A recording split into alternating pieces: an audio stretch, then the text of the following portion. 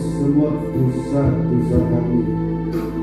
Kasih, rahmat, dan kuasa yang maha dahsyat Engkau limpahkan dalam hidup kami. Berbicaralah Engkau ya Tuhan. Berbicaralah kepada setiap pribadi-pribadi yang saat ini menghadapi proses hidup, menghadapi cobaan, biarlah mereka tetap hidup dalam kebenaran firman-Mu. Urapi hamba-Mu, bukan lidah hikmat, lidah kuasa, lidah urapan yang kuat dari tahta Allah mengalir, melimpah dalam kehidupan kami ya Tuhan. Berkati ibadah ini seperti yang Kau janjikan, karena ibadah mengandung janji baik untuk hidup yang sekarang ini maupun hidup yang akan datang di akhirat kelak. Tuhan menyediakan kerajaan surga. Roh Kudus bekerja menolong kami. Roh Kudus hadir menjamah setiap pribadi. Di dalam nama Tuhan Yesus Kristus, hamba berdoa dan bersyukur. Amin. Puji Tuhan, Bapak Ibu yang dikasihi Tuhan Yesus Kristus, kita bersyukur berkumpul bersama-sama untuk mendengarkan firman Tuhan. Kita sudah memuji-muji, memuliakan nama Tuhan. Tema yang saya sampaikan, bertahan di tengah kesukaran. Yakobus pasal 1 ayat 12. Yakobus pasal 1 ayat 12. Berbahagialah orang yang bertahan dalam pencobaan, sebab apabila ia sudah tahan uji, ia akan menerima mahkota kehidupan yang dijanjikan Allah kepada barang siapa yang mengasihi Dia. Terima kasih, saudaraku yang dikasihi oleh Tuhan Yesus Kristus.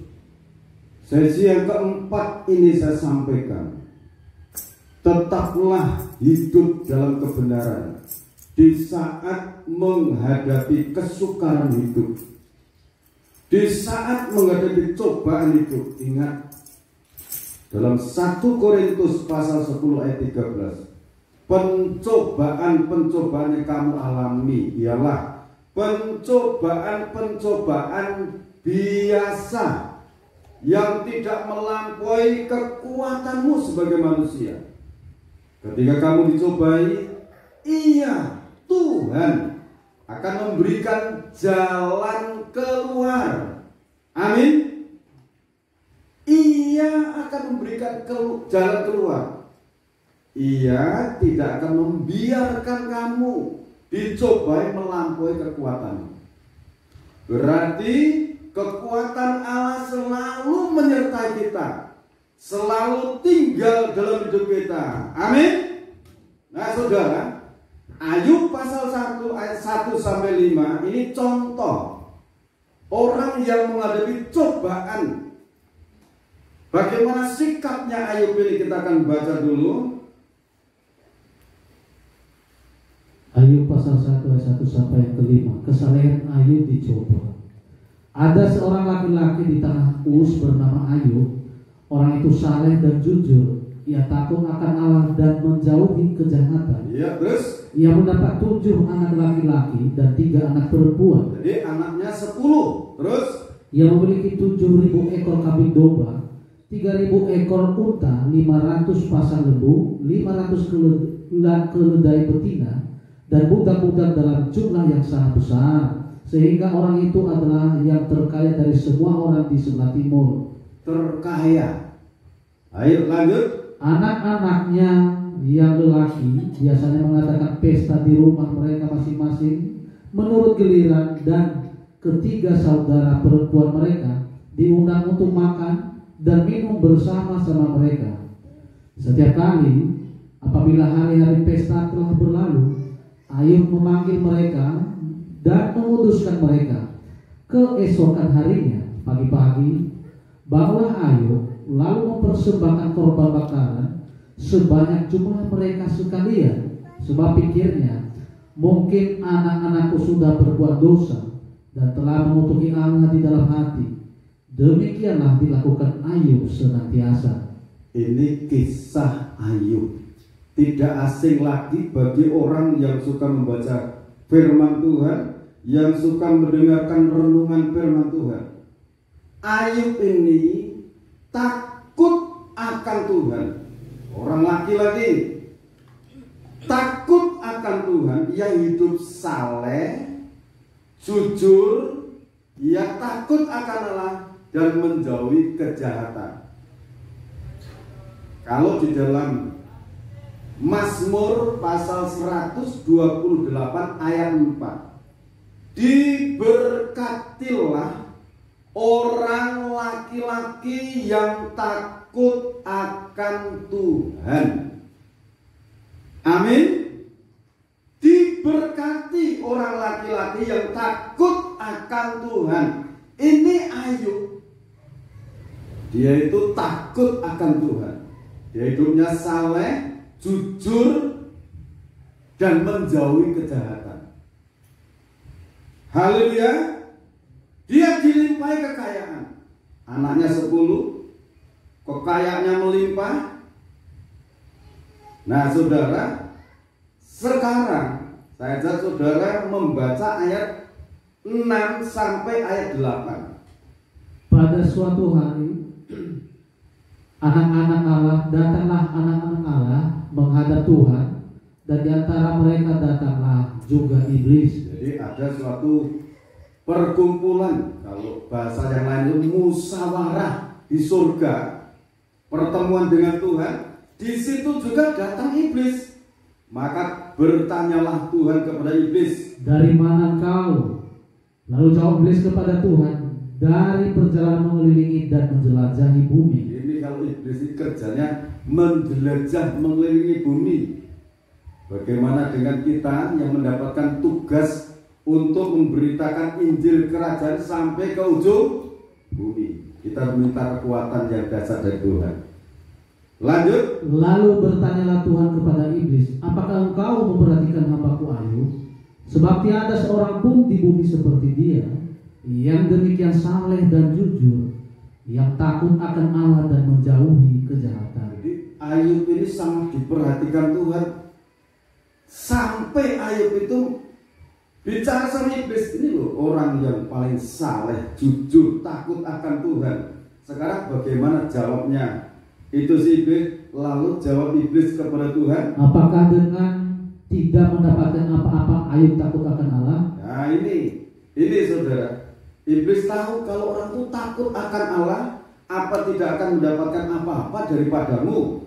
Bukankah engkau yang membuat pagar di sekeliling dia dan rumahnya serta segala yang dimilikinya? Jadi iblis tahu ini milik Tuhan. Orang yang takut akan Tuhan mesti dipagari. Amin. Kalau miliknya dipagari, terus apa yang dikerjakannya telah kau berkati, dan apa yang dimilikinya makin bertambah di negeri itu.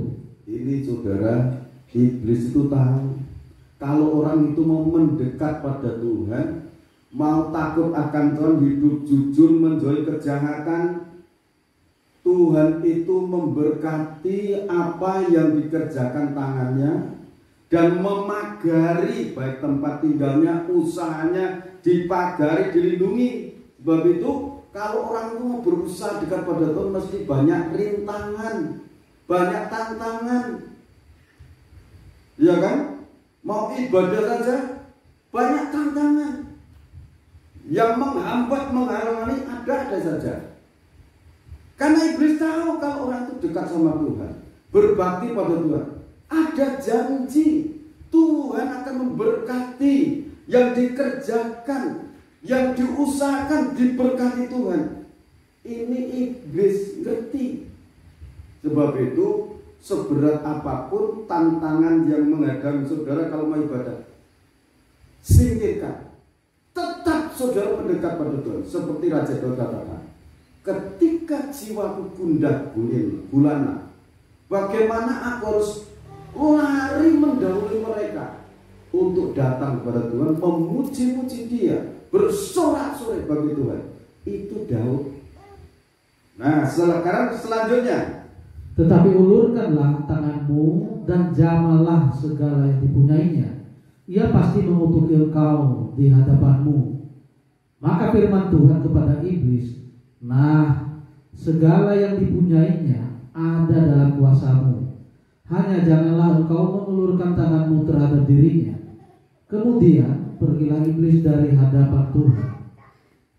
Pada suatu hari ketika anak-anaknya yang lelaki dan yang perempuan makan-makan dan minum anggur di rumah saudara mereka yang sulung, datanglah seorang pesuruh kepada Ayub dan berkata, sedang lembu sapi membajak dan keledai-keledai betina makan rumput di sebelahnya, datanglah orang-orang Seba menyerang dan merampasnya serta memukul penjaganya dengan mata pedang. Hanya aku sendiri yang luput sehingga dapat memberitahukan hal itu kepada Tuhan. Sementara orang itu berbicara, datanglah orang lain dan berkata, api telah menyambar dari langit dan membakar serta memakan habis kambing domba dan penjaga-penjaga. Hanya aku sendiri yang luput sehingga dapat memberitahukan hal itu kepada Tuhan.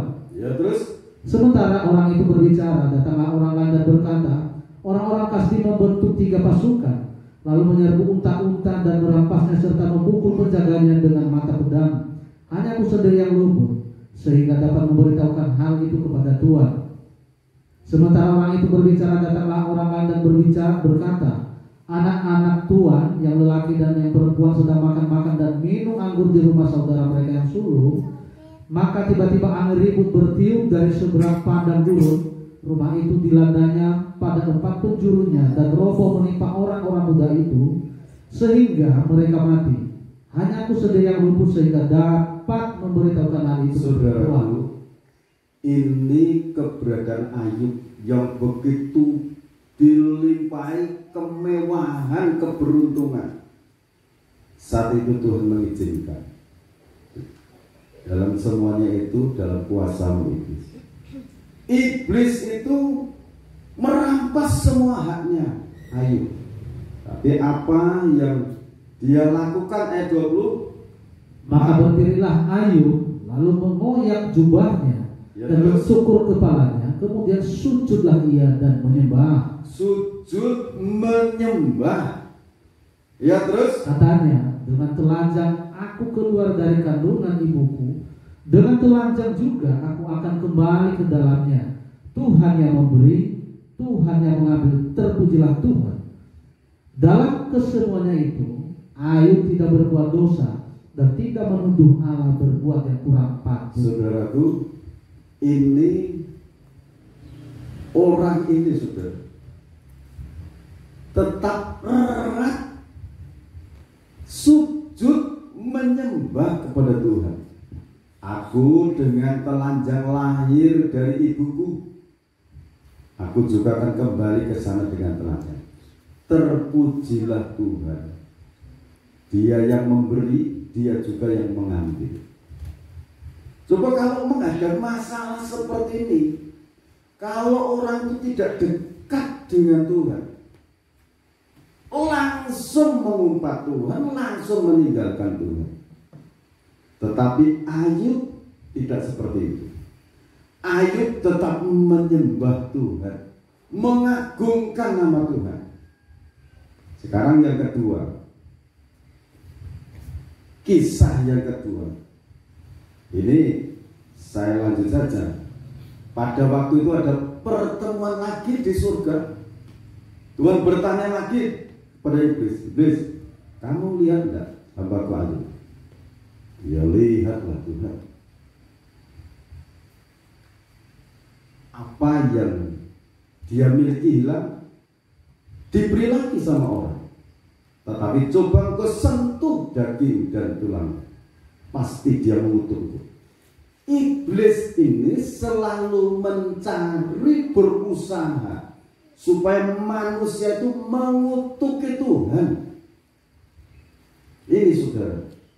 Sebab itu kalau ada pencobaan, kesulitan, jangan sampai saudara mengatakan pencoba ini dari Tuhan. Jangan. Tuhan tidak pernah mencobai. Coba saudara baca ayat 4.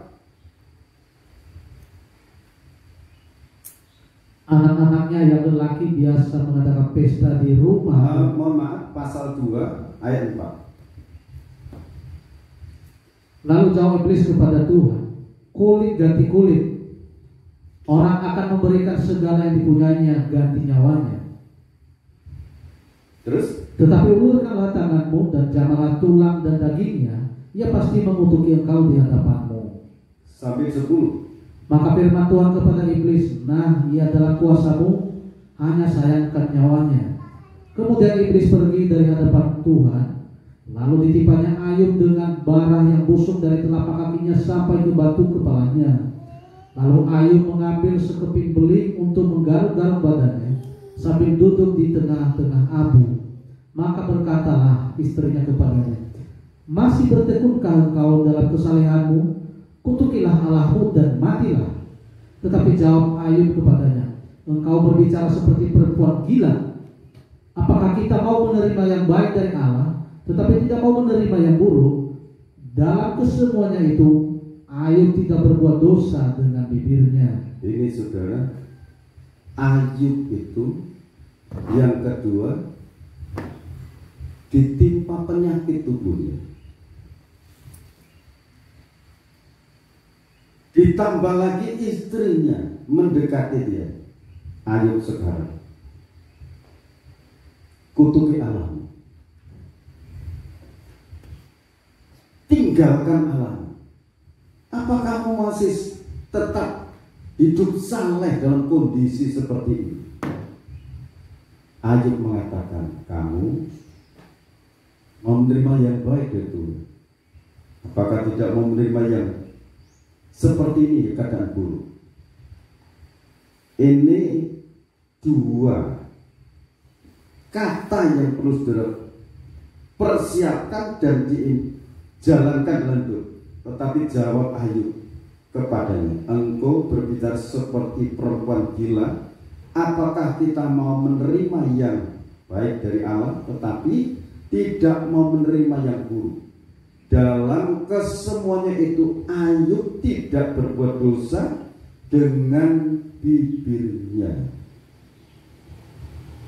Kalau bisa menjaga bibir mulut di saat menghadapi beban berat, tetap menjaga percaya Tuhan ada dalam hidupku, Tuhan ada di sini, Tuhan menyertai hidupku, Tuhan yang memberi dan Dia yang mengambil. Terpuji-pujilah Tuhan. Ini Ayub, saudara. Ayub tidak menyalahkan Tuhan. Di sini ada pelajaran lagi. Kalau saudara menghadapi kesulitan, proses hidup yang berat, kalau istrimu tetap setia di sampingmu, menyediakan minum, makan, memperhatikan kebutuhan, bapak-bapak, laki-laki, bersyukur. Tetaplah takut akan Tuhan. Seberat apapun prosesmu, percaya Tuhan menyertai hidupmu. Amin.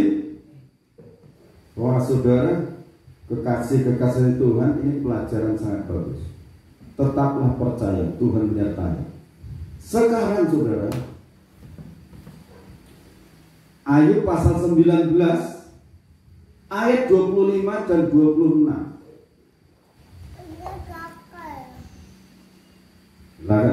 Tetapi aku tahu penebusku hidup, dan akhirnya ia akan bangkit di atas debu.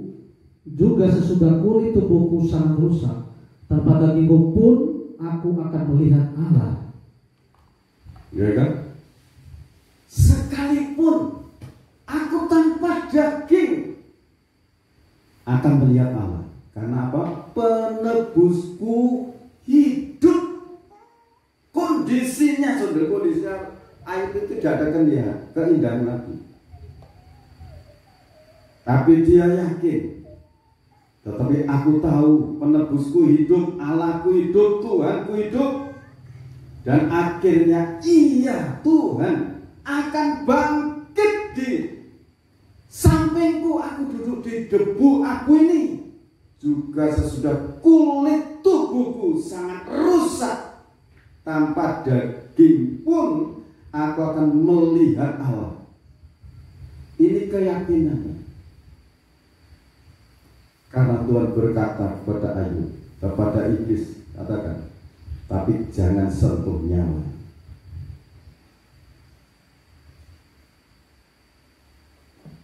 Keyakinannya Ayub, cintanya Ayub, kedekatannya Ayub sangat luar biasa, perlu kita contoh. Amin.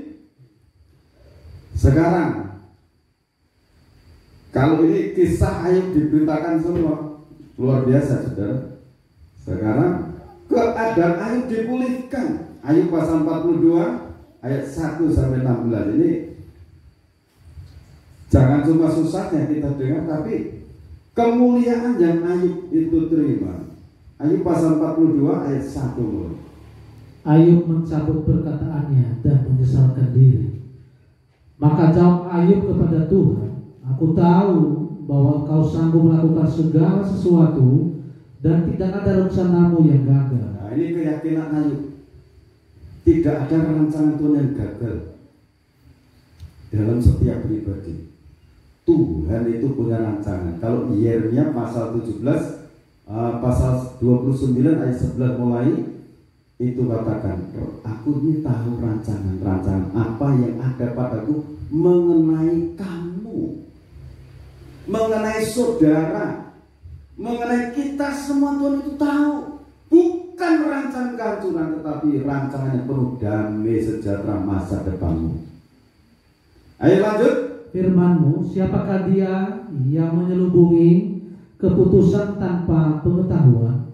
Itulah sebabnya tanpa pengertian aku telah bercerita tentang hal-hal yang sangat ajaib bagiku dan yang tidak kuketahui.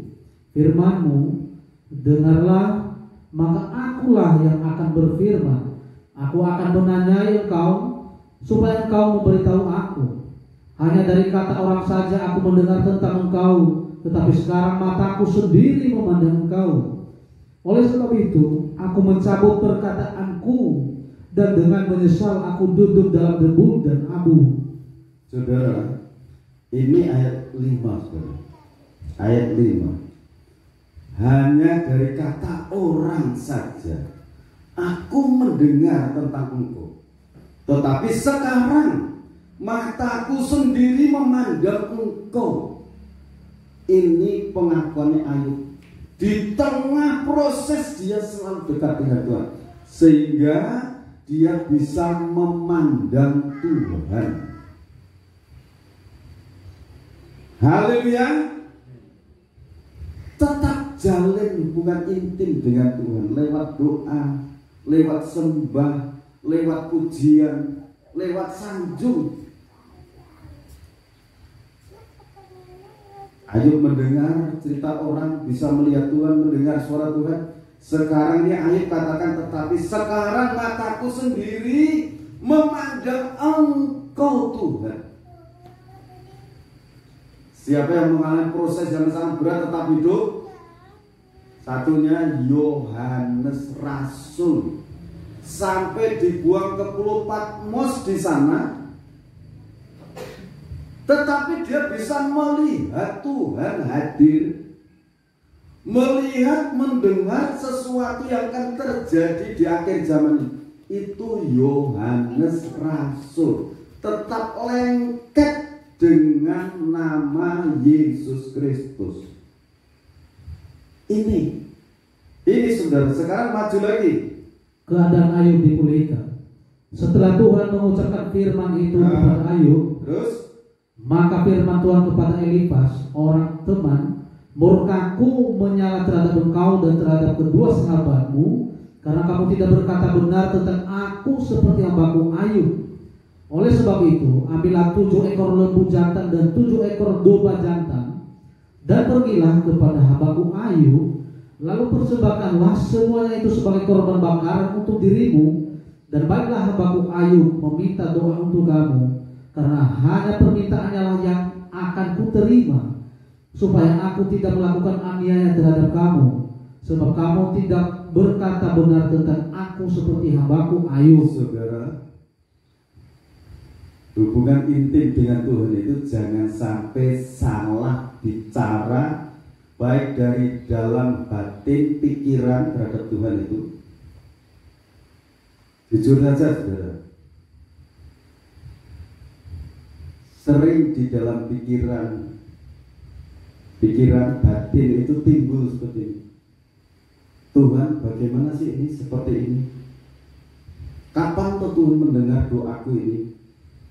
Apa Tuhan tidak melihat kondisiku? Tuhan itu selalu melihat, saudara. Ini sahabat-sahabatnya Ayub ini, kalau kisah sebelumnya ini, Ayub itu dicela, tetapi doa-doa mereka tidak akan dikabulkan. Sekarang kamu datang kepada Ayub bawa kurban persembahan ini, hanya doa hambaku Ayub yang akan didengar. Jadi di saat orang itu mengalami proses, saudara yang tahu kebenaran firman, jangan ikut-ikut mengolok-olok orang itu. Siapa tahu Tuhan sedang berperkara dengan orang itu. Tuhan sedang mempersiapkan sosok orang itu. Pribadi Ayub dipersiapkan. Sekarang maju lagi. Maka pergilah Elifas orang teman, Bildad orang Suah, dan Zofar orang Naaman. Lalu mereka melakukan seperti apa yang difirmankan Tuhan kepada mereka, dan Tuhan menerima permintaan Ayub. Lalu Tuhan memulihkan keadaan Ayub setelah ia meminta doa untuk sahabat-sahabatnya, dan Tuhan memberikan kepada Ayub 2 kali lipat dari segala kepunyaannya dahulu. Kemudian datanglah kepadanya semua saudaranya laki-laki dan perempuan, dan semua kenalannya yang lama, dan makan bersama-sama dengan dia di rumahnya. Mereka menyatakan turut berduka cita dan menghibur dia oleh karena segala malapetaka yang telah ditimpakan Tuhan kepadanya. Dan mereka masing-masing memberi dia uang 1 kesita dan sebuah cincin emas. Tuhan memberkati Ayub dalam hidupnya yang selanjutnya lebih daripada dalam hidupnya yang dahulu. Yang mendapat 14.000 ekor kambing domba dan 6.000 unta, 1.000 pasang lembu dan 1.000 ekor keledai betina. Ia juga mendapat 7 orang anak laki-laki dan 3 orang anak perempuan. Ya, terus? Dan anak perempuan yang pertama diberinya nama Yemima, yang kedua Kezia, dan yang ketiga Keren Hapuk. Di seluruh negeri tidak terdapat perempuan yang secantik anak-anak Ayub. Ya, terus? Dan mereka diberi ayahnya milih pusaka di tengah-tengah saudara-saudaranya laki-laki. Sesudah itu Ayub masih hidup 140 tahun lamanya. Ia melihat anak-anaknya dan cucu-cucunya sampai keturunan yang keempat. Maka matilah Ayub tua dan lanjut umur. Haleluya, saudara. Ini saudara, jaga mulut di saat menghadapi proses. Dijaga, jangan sampai salah bicara. Tuhan itu sanggup menolong setiap umatnya yang mengalami cobaan. Ibrani pasal 2 ayat 18. Ibrani 2 ayat 18. Sebab oleh karena ia sendiri telah menderita karena percobaan, maka ia dapat menolong mereka yang dicobai. Amin, saudara. Yesus Kristus, dia menderitakan cobaan dari iblis. Maka ia, Yesus, dapat menolong saudara yang mengalami cobaan. Amin. Ia dapat menolong mereka yang dicobai. Ini firman. Dia dapat menolong kita, dapat membela kita. Haleluya. Ini kalau saudara baca di dalam Mazmur pasal 40, pasal 34 ayat 5 sampai 10 dulu.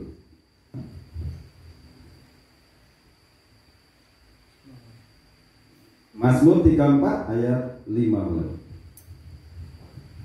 Tunjukkanlah pandanganmu kepadanya, maka mukamu akan berseri-seri dan tidak akan malu tersipu-sipu. Jadi tujukan pandangan kita, iman, fokus kita pada Tuhan.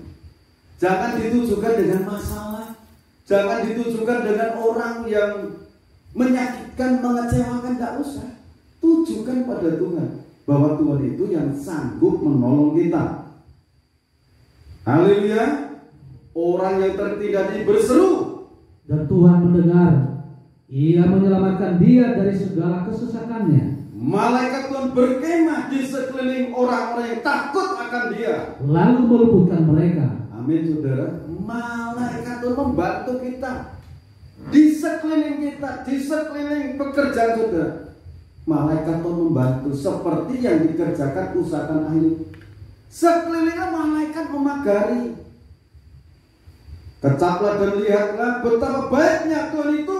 Berbahagialah orang yang berlindung padanya. Takutlah akan Tuhan, hai orang-orangnya yang kudus, sebab tidak berkekurangan orang yang takut akan dia. Singa-singa muda merana kelaparan, tetapi orang-orang yang mencari Tuhan tidak kekurangan sesuatu pun yang baik. Amin, saudara.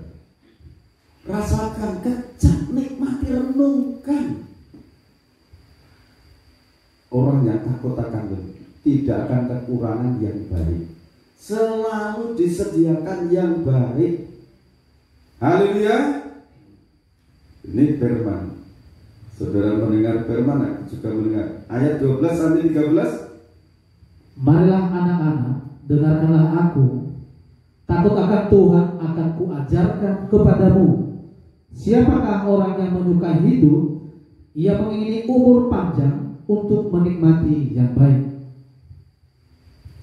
Ya, terus? Jagalah lidahmu terhadap yang jahat dan bibirmu terhadap ucapan-ucapan yang menipu. Jagalah lidahmu terhadap yang jahat. Jangan salah bicara. Ayub menjaga lidahnya. Lebih baik diam daripada salah bicara. Dan bibirmu terhadap ucapan-ucapan yang menipu. Jagalah lidahmu. Jadi siapakah orang yang menyukai hidup yang diberkati, yang sejahtera, yang memiliki kerajaan surga kelak, yang mengingini umur panjang untuk menikmati yang baik? Jagalah lidahmu terhadap yang jahat dan bibirmu terhadap ucapan-ucapan yang menipu. Mata Tuhan tertuju kepada orang-orang yang benar, dan telinganya kepada teriak mereka minta tolong. Amin, saudara. Didengarkan. Kalau orang benar itu berteriak minta tolong, Tuhan itu mendengar, Tuhan itu menjawab. Ya, sekarang saudara-saudara, ini mata Tuhan itu tertuju melihat kita masing-masing dimanapun kita berada. Nah, sekarang saya ajak saudara membaca di dalam Matius pasal yang ke-7 ayat 7 sampai 11. Hal pengampunan doa. Mintalah, maka akan diberikan kepadamu. Carilah, maka kamu akan mendapat. Ketoklah, maka pintu akan dibukakan bagimu. Karena setiap orang yang meminta, menerima, dan setiap orang yang mencari, mendapat. Dan setiap orang yang mengetok, baginya pintu dibukakan. Jadi minta mendapat, mengetuk pintu dibukakan. Ingat, Ayub itu selalu hidup berpegang pada kebenaran firman. Ayub tetap hidup dalam kebenaran, tidak salah ucap, menjaga lidahnya, selalu berkata benar. Sehingga doanya Ayub itu didengarkan. Nah, kalau ayat ini, adakah seorang daripadamu yang memberi batu kepada anaknya jika ia meminta roti, terus, atau memberi ular jika ia meminta ikan? Jadi jika kamu yang jahat tahu memberi pemberian yang baik kepada anak-anakmu, apalagi Bapamu yang di sorga, ia akan memberikan yang baik kepada mereka mereka yang meminta kepadanya. Amin, saudara. Kalau di dalam Markus pasal 11 ayat 22 sampai 26. Markus pasal 11 ayat 22 sampai 26. Yesus menjawab mereka, percayalah kepada Allah. Aku berkata kepadamu. Nah, percayalah kepada Allah. Pertama, Ayub itu menjaga kepercayaan, keyakinannya kepada Allah dijaga. Sampai dia katakan, Allah yang memberi, Allah yang mengambil, terpujilah nama Tuhan. Kalau orang itu tidak berpegang kepada Allah yang hidup, menghadapi seperti itu langsung bersama-sama bunuh diri. Tapi Ayub tidak, tetap percaya kepada Allah. Aku berkata kepadamu, sesungguhnya barang siapa berkata kepada gunung ini, beranjaklah dan tercampakkanlah ke dalam laut, asal tidak bimbang hatinya, tetapi percaya bahwa apa yang dikatakannya itu akan terjadi, maka hal itu akan terjadi baginya. Karena itu aku berkata kepadamu, apa saja yang kamu minta dan doakan, percayalah kau bahwa kamu telah menerimanya, maka hal itu akan diberikan kepadamu. Nah, kuncinya ayat 25 dan 26. Dan jika kamu berdiri untuk berdoa, ampunilah dahulu sekiranya ada barang sesuatu dalam hatimu terhadap seseorang, supaya juga Bapamu yang di sorga mengampuni kesalahan-kesalahanmu. Tetapi jika kamu tidak mengampuni, maka Bapamu yang di sorga juga tidak akan mengampuni kesalahan-kesalahanmu. Jadi sebelum berdoa, seperti Ayub itu, sebelum berdoa untuk sahabat-sahabatnya itu, dia mencabut kata-katanya. Kalau perkataanku terhadap Tuhan, terhadap sesama ada yang salah, aku cabut, mohon ampun. Ayub merendahkan hati di hadapan Tuhan. Setelah itu Ayub baru berdoa untuk sahabat-sahabat itu. Doa Ayub didengarkan. Sebab itu kalau kita ini mau berdoa, ampuni dahulu sesama, sehingga beban batin pikiran tidak berat. Salah satunya misalnya, saudara sudah menabur baik, tetapi orang itu dengan saudara acuh tak acuh. Orang itu justru membicarakan saudara terhadap yang jahat, kejahatan-kejahatan, padahal saudara tidak melakukan kejahatan. Ampuni, lepaskan pengampunan. Kalau saudara bisa memberi, yang saudara berikan itu dari Tuhan. Saudara hanya menjadi penyalur. Ampuni dia. Nah, berarti kalau mengampuni itu menjalankan hukum keluarga. Hukum keluarga itu kan ada 4. Damai. Damainya itu berdasarkan kebenaran. Damai dengan Allah, damai dengan sesama. Yang kedua, suci. Menjaga pikiran suci, menjaga batin suci, perkataan suci. Yang ketiga, jujur. Jujur itu dinilai oleh Tuhan. Amin. Terus murah hati. Murah dalam memberikan perhatian terhadap sesama, murah dalam memberikan pengampunan terhadap sesama. Haleluya. Nah, lanjut Mazmur pasal 37 ayat 37. Ya, silakan. Perhatikanlah orang yang tulus dan lihatlah kepada orang yang jujur, sebab pada orang yang suka damai akan ada masa depan. Haleluya. Orang yang jujur, orang yang suka damai itu ada masa depan, tidak usah takut. Dijamin oleh Tuhan. Haleluya. Sekarang Mazmur pasal 34 ayat 17.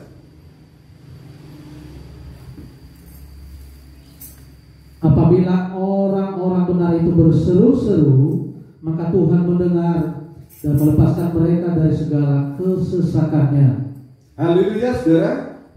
Apabila orang-orang benar itu berseru-seru, berarti kan tidak hanya sekali doanya, bertalu-talu berseru-seru, maka Tuhan mendengar dan melepaskan melepaskan mereka dari segala kesesakan. Sekarang apa yang membuat itu sesak? Tuhan itu akan melepaskan. Tahap demi tahap Tuhan akan melepaskan. Doa-doa saudara itu Tuhan mendengar dan melepaskan dari segala kesesakan itu. Haleluya. Jalankan firman ini bersama-sama saudara. Saudara diberkati dengan kehadiran Tuhan lewat pemberitaan firman. Kita akan nyanyikan pujian berseru pada Yesus,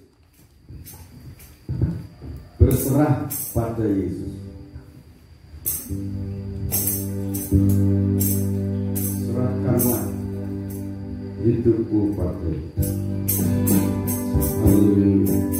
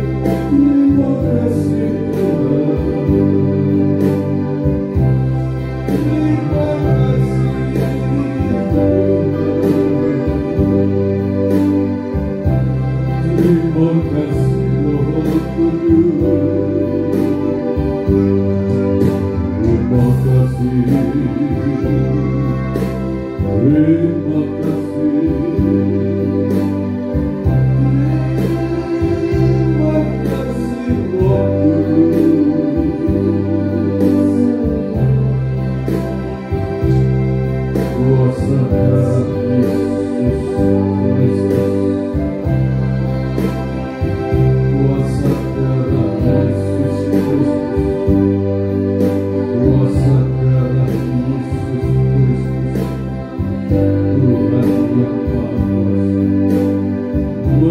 curahkan kuasa, kemuliaan, kejayaan, keagungan tercurah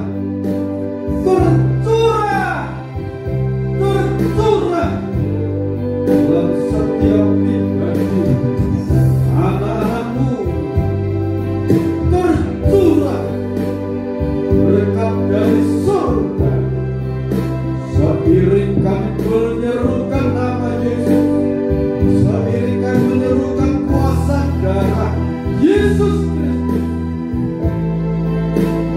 Tuhan menghapus dosa-dosa, Tuhan menghapus, mengangkat segala kesesatan hidup anak-anakmu dalam nama Tuhan Yesus.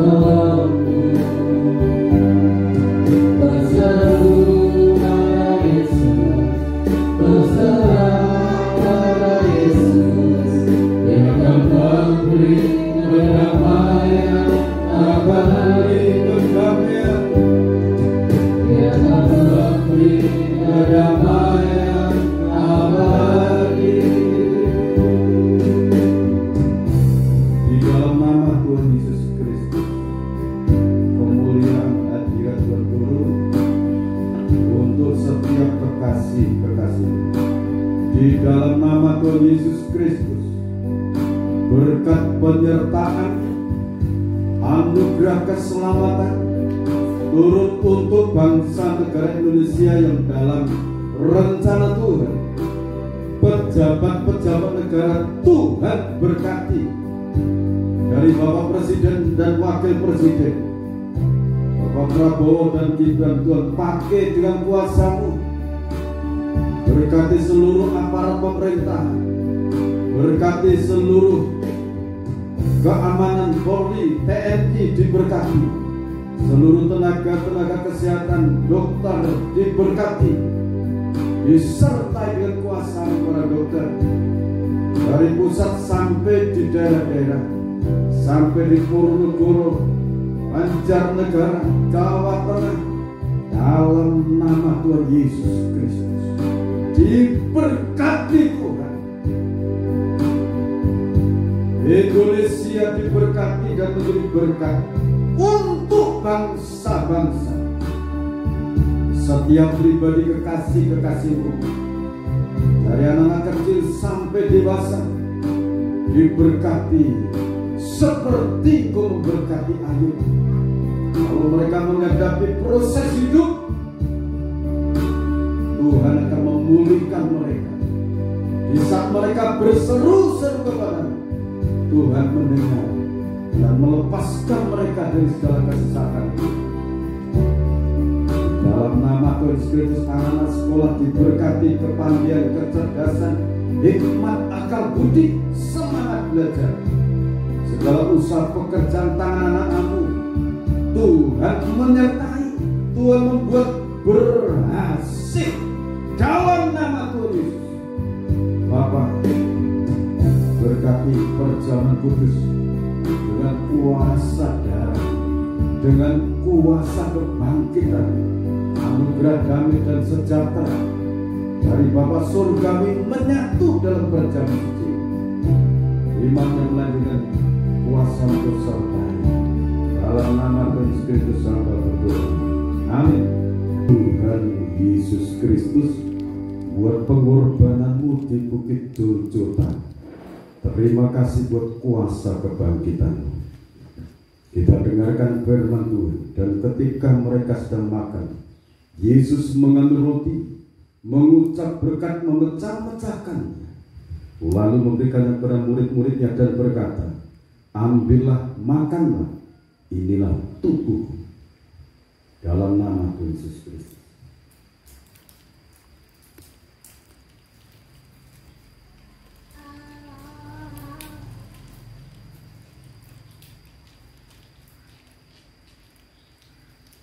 Berkat calon minuman yang berisi tetes darah Tuhan.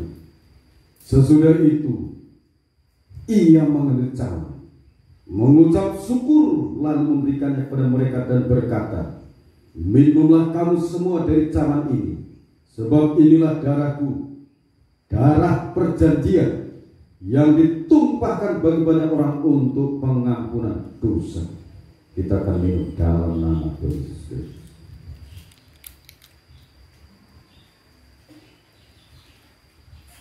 Terima kasih Bapa atas kasih, rahmat dan anugerah.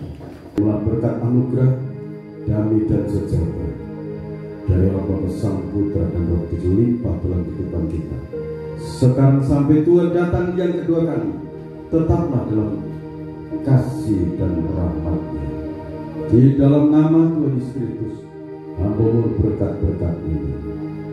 Haleluya. Amin. Tuhan Yesus Kristus memberkati kita semua.